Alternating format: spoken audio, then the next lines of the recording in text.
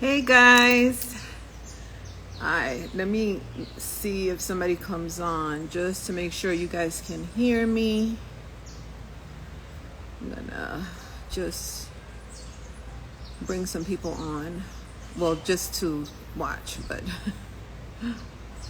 just to make sure you guys can hear me. So, hey Sarah, can you hear me? Just do a thumbs up, or because I have on my AirPods to drown out some of the noise. So can you let me know in the comments if you can hear me? Okay, great. All right, so let's get started. Well, I'm a little crooked, but anyway. First of all, I want to thank the community Women into Network for having this this campaign, or this event that we're having the whole month, celebrating all the women that are in the community. It's an amazing community because, there are communities and then there are communities, right? The saying, the community is what the people in it are, right? So in this community, there's so many amazing women, and I think there are a few men as well, right? But I've met so many amazing women. I met my coach there. I met Sarah. I met Allegra. There's so many people that I would take the whole hour to run down the names, right? But it is different than any other community that I've been in. So if you've been looking for a community and you just don't know where to go, this is one of the best choices that you can make, right? And there is like a rooster in the background. So if you can hear it, sorry, but that's why I put my AirPods on. So anyway, again, for those who don't know me, my name is Sandra. I am an online coach and I specialize in digital products, right? So I want to give you a little bit of a background, a little bit of my background, so that you can get more of an insight of who I am and how I help my clients or my audience, right? So again, I was born and raised in New York City, in the Bronx, right? I lived there all my life until I got married, right? And I'm currently in South America. This is why you see all this green stuff in the back. We're living in this big piece of land. I am in Colombia. However, but I'm Puerto Rican, so I just wanted to make that clear. I'm Puerto Rican, born and raised in New York City. I married a Colombian, and for, life turns, we're here now. But I always travel back and forth, so, just to get back into the New York style. And those that are from New York or New Jersey know exactly what I mean, right? Because I know Sarah's from New Jersey, and so is Allegra. So I went to school in New York, went to college in New York, Hunter College, for those who are from New York, I studied nursing, right? And it's so funny because this morning I was going to write a post about pivoting in your business, right? Sometimes people see pivoting as a negative thing. But the way I see it is, when you pivot, is not because you don't know what you want. It's because you know where you want to go to. So you have to pivot. So the reason I say that is because I want to explain a little bit how I got to where I am today. So I went to college for nursing. I liked nursing, but I felt that it wasn't for me because I'm an emotional person, and I would get too involved with my patients. Like I would be like, so, crying for my patients and stuff like that. I said, this is going to be too draining for me. So I said, so the next thing was I went to school to learn what they call then computer science, because those who don't know, I'm in my 60s. Got a little bit of a filter here, but I'm in my 60s, right? So when I started going to college, it was called computer science. And what was good about it is back then there were no apps, there were no things for you to learn. It was coding. So I learned how to code in different languages, and one of them was called Basic. And Basic was just a way, learning Basic kind of gave me the edge to know how to work with ChatGPT, because it's the same thing. The way that you would program using Basic is the same way that you speak to ChatGPT. So that's one thing there, right?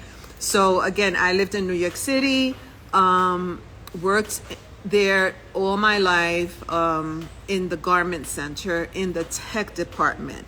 So I have over 30 years of tech and business experience.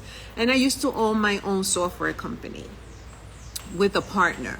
We created software for the fashion industry when at that time people were not used to working with apps or working with software where your content was online. So it was kind of difficult convincing these big business owners that it was safe to use our software, because they would say, oh, someone can go in and steal our designs.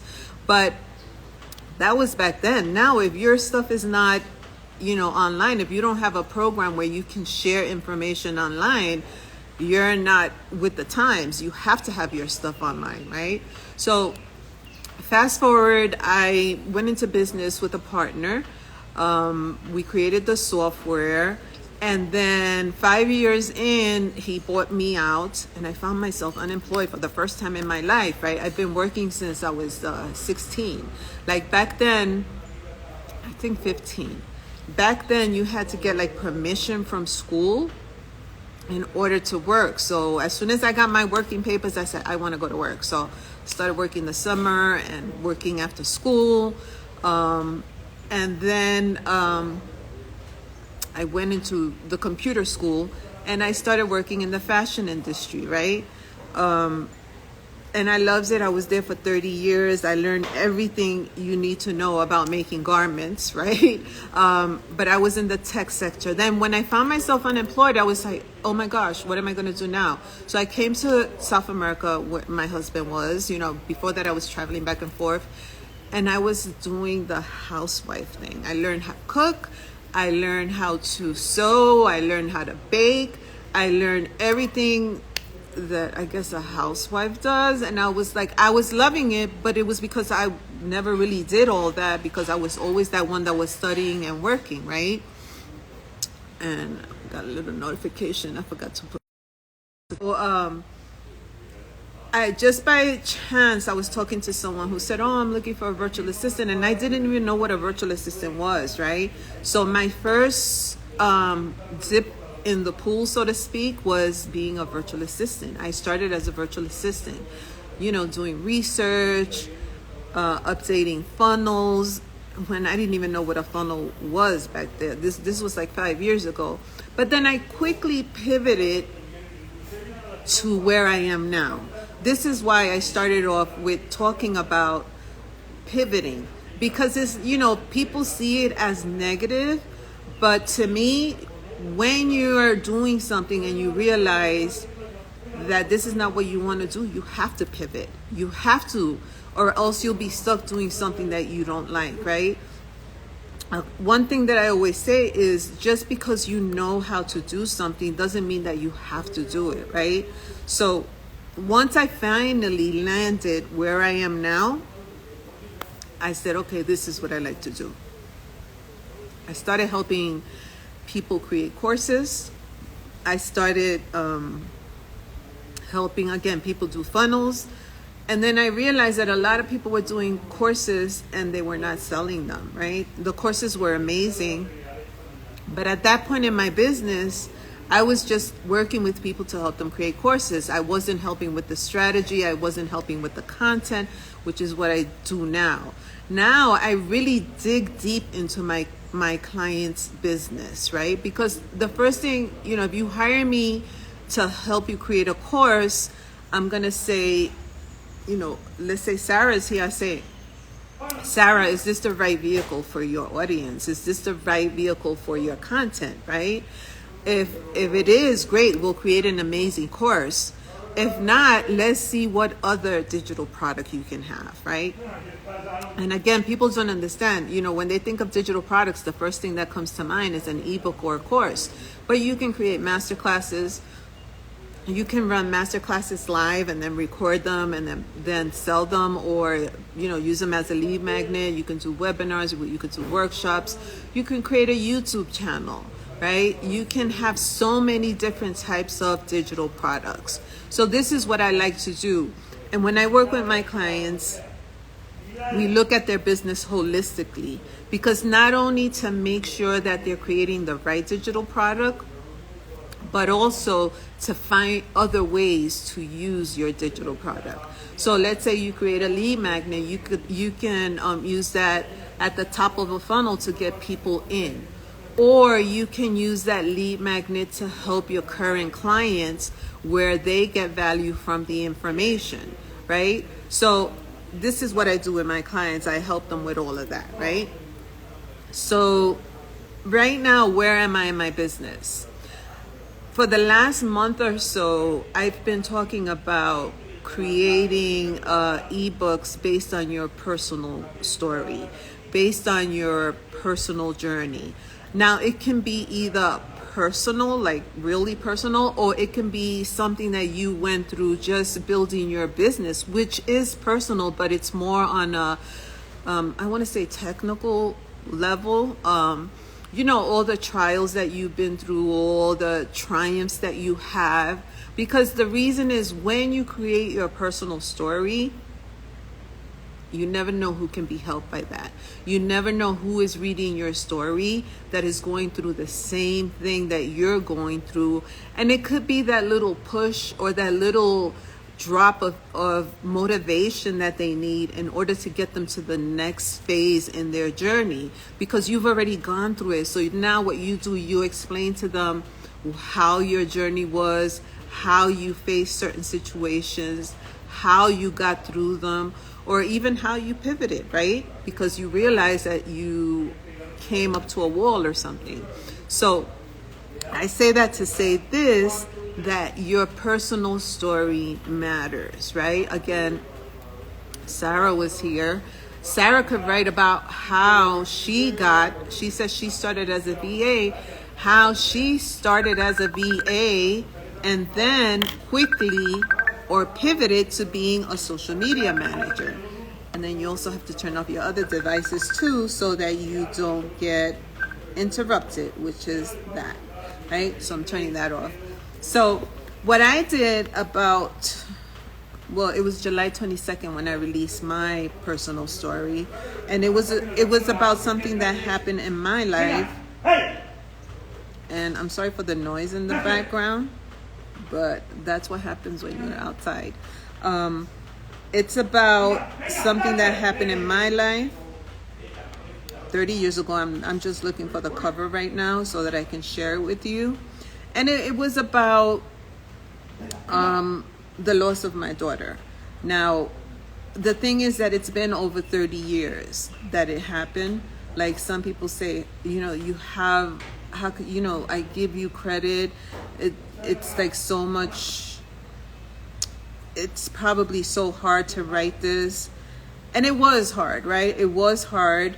But I was at that point where it was okay for me to write about it. So I was okay writing about my experience with losing my daughter 30 years ago. And, I had beta readers, because even if you're creating a personal story, I suggest that you have beta readers, because you want to get some feedback, right? You want to get some, like a reaction to see if your story is doing what you want it to do. Hey, Dr. Jimenez, how are you? Thank you for joining. So I created my personal story, and I'm looking for the cover, and of course I can't find it. I'm super proud of you. You're strong, resilient, extraordinary. Let's be strong and overcome challenges. Yes, that's the reason I created the story, because although people that know me, they know what happened, they don't really know all the details, right? I mean, one comment that I got even from my mother, which was like a little shocking to me, was, I want to read your book because I want to get to know you more. So imagine your mother saying something like that, right? So I want people that are going through the same thing that I went through to know that they're not alone, that other people are going through the same thing. Why can't I find this? I had it and my computer turned off. I want them to know that, you know, when you're going through grief, sometimes you get these thoughts in your head, or people say things to you, and it's normal. It's normal. It's not, you're not the only one going through it. So I just wanted to show you the cover here. I don't know if you can see, or it's probably backwards. The name of the book is called Her Name Was, and I crossed off the was, is Stephanie, because this is one thing, the person that you've lost, it could be your child, it could be your mother, your father, a sibling, they are still that person. They were here with you before, but they're still with you. That's my perspective. So when people say, oh, her name was, no, her name is, because that's what her name is, right? And again, if you, the book is very, very short. It's about 63 pages. You could probably read it like within an hour. But what I want to get out of this book is, I want, again, people to know that they're not alone. And I also put some information in there about how people reacted to me once it happened. Because, yes, Dr. Jimenez. Because people don't know what to say to you. And then even in the book, I have one chapter about the things people say to you, like the things that I was shocked to hear people say, right? And sometimes it's because they just don't know what to say, so they probably say whatever comes to mind, which you should never do that, because you should have some sort of filter. But I wanted to put that in here because if I heard it, and if you're going through grief, or you know someone that's going through grief, they probably have heard it as well, right? So it's normal. I want to normalize grief, right? Yes, absolutely, Dr. Jimenez. They're mirroring themselves. Yes. I was having that very same conversation this morning with somebody about that sometimes people don't know what to say, and they say things that they shouldn't because they're trying to put themselves in your position, but they can't, because, you know, one of the, you know, the preface of the book I wrote, you know, nobody can really understand when you're going through grief, because although they may have lost someone too, but your grief is so personal. Your grief is not like anybody else's. The idea is the same, but the pain is different, right? My daughter was only 3 when she passed away, right? So let's say I have a sister who lost my nephew when he was 25. They were both children, but because, again, my perspective, because she spent 25 years with her son, this doesn't mean that I don't miss my daughter. It's just that her grief was probably more immense. That's the way I see it, right? You're strong, you keep her memory alive. Don't allow someone. Yes, exactly. So, you know, another thing is that when I was writing my book, some people, I was afraid, and this is me, this is again imposter syndrome, all those little negative things that come out in your head, that people would say, well, why are you writing a book about your daughter? Like, why are you going to make money? First of all, the book is very inexpensive, so it's not like I'm making money, right? But it's about sharing my experience, sharing my life. And if you don't want to, this is going to sound negative, if you don't want to know me, then it's okay. You know, if you don't want to know me on that deeper level, it's okay. Because, you know, in this online space, we know that we are not for everyone. We will resonate with those people that are aligned with our with our thoughts, with our feelings, with the way we think, with who we are, with our beliefs. Not everyone is going to be, or you're not going to be everyone's cup of tea. And that's okay. There's over 1 billion people in this world, right? So I say that to say this. I wrote the book. I've gotten some fabulous feedback. I put up some of the reviews, even from people that don't know me. And this was so good for me because it solidified the fact that it was the right thing to do, right? Because when you're writing your personal story, you're gonna get like a little inkling of, should I do this? Should I let people into my life, right? Especially if you're a private person, who I am, right? But I think that if I wrote that book in a time that I felt that it was ready, that I was ready to write the book.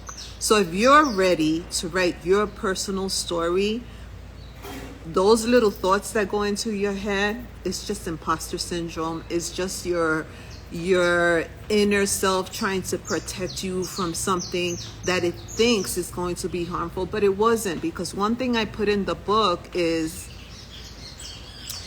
the book, although it happened to me 30 years ago, it helped me heal in a way that I didn't know I needed.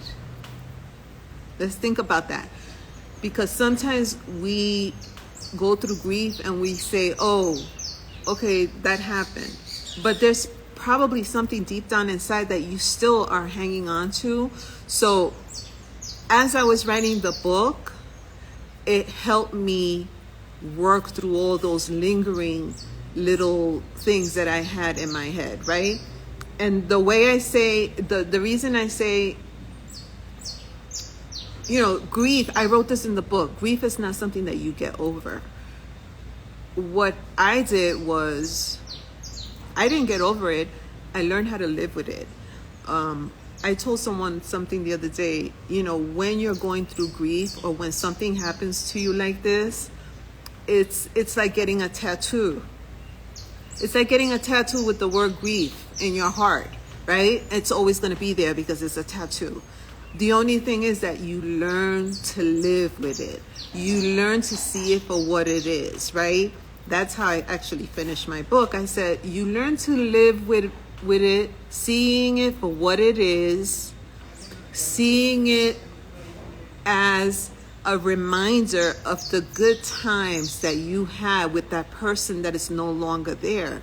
Because when you're going through grief, you're going to reach that stage where you're going to be able to say the person's name, talk about the person, talk about things you did with them, talk about happy things. So you have to get to that place. This is not something that's going to happen initially.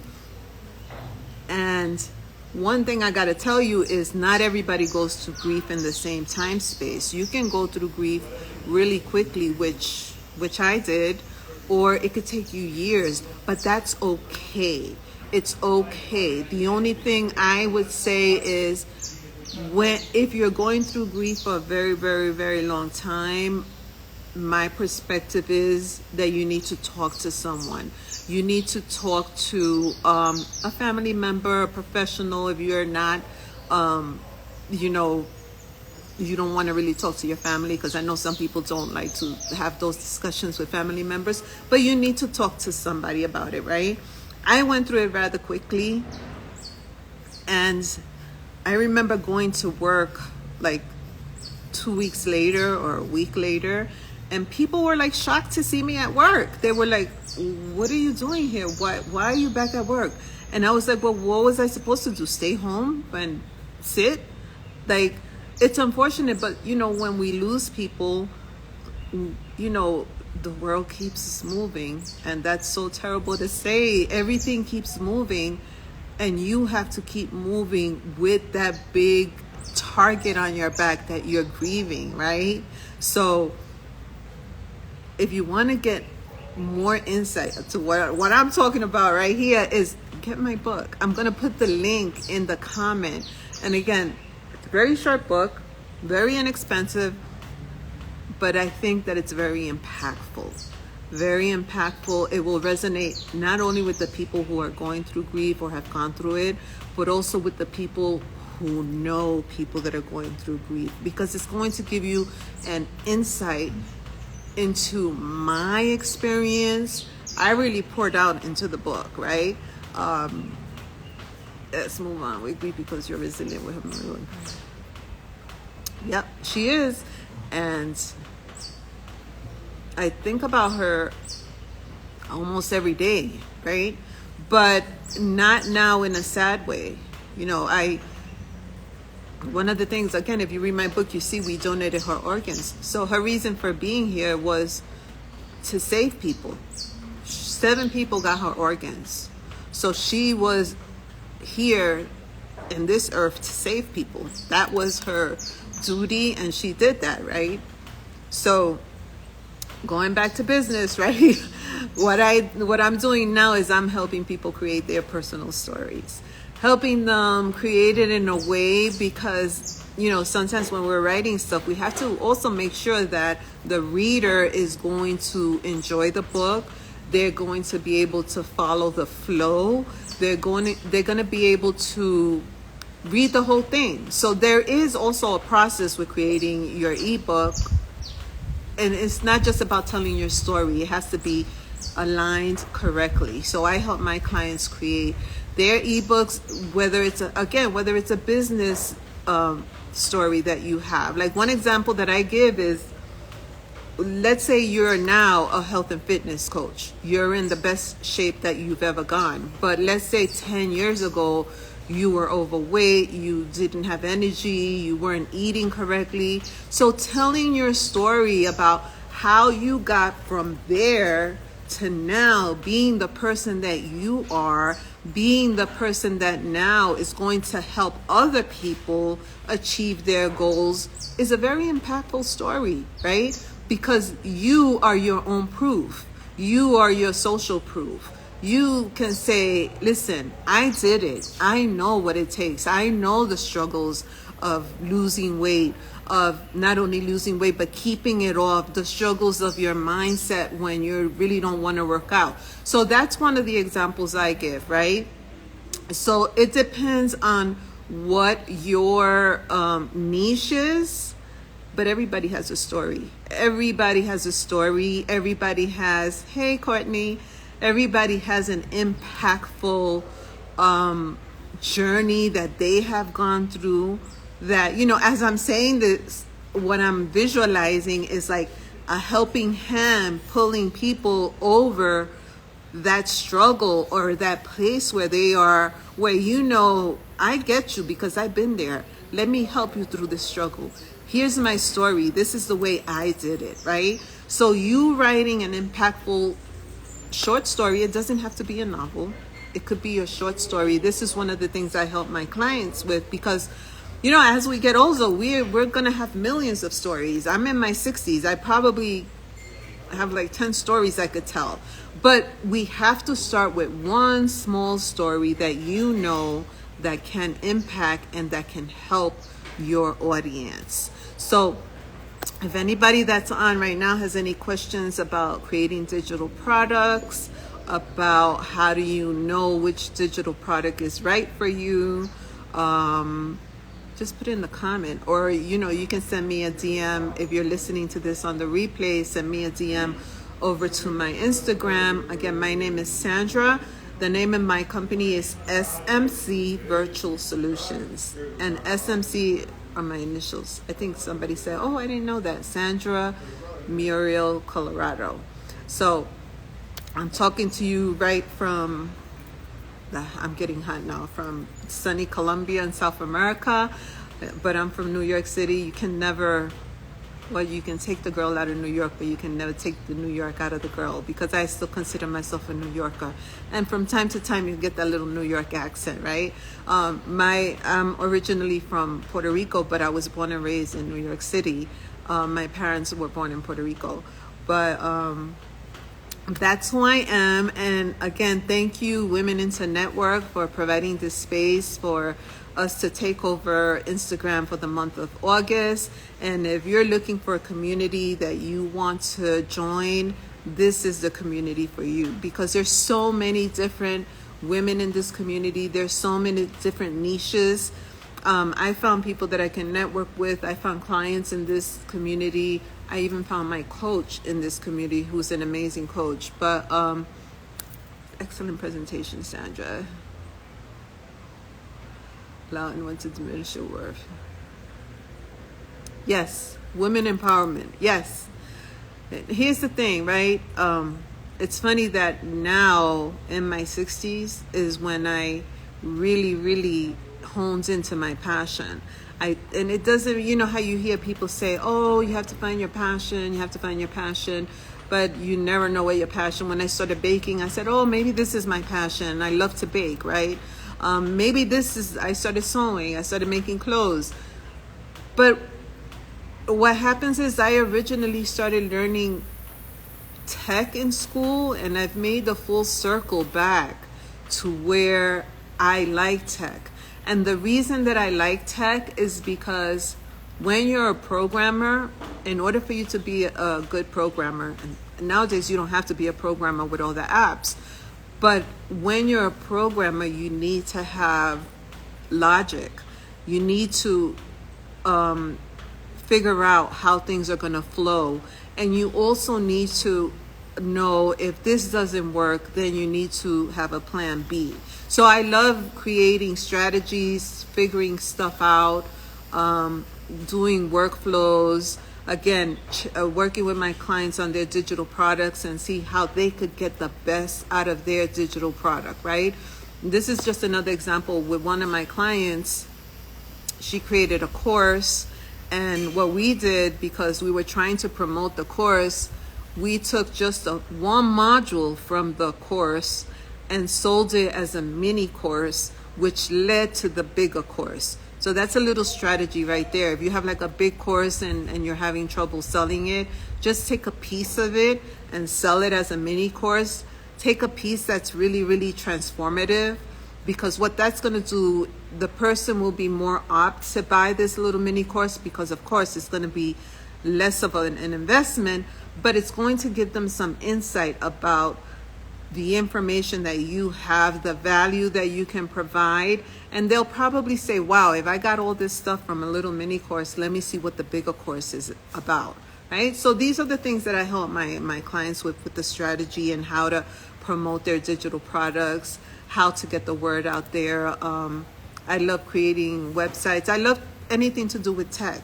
That's basically what it is. So again, I've been here for a little bit now, so thank you for those who join live and for those who are joining in the replay. If you have any questions, I'm on Instagram, SMC Virtual Solutions. And I have to go and attend TC's presentation. Thank you all. You're excellent. Thank you, Dr. Jimenez. I'm on my way out the door as well. Again, thank you to the leaders, Allegra and Ariana. And thank you, Sarah, for always being there when I need help. But again, see you guys. Bye.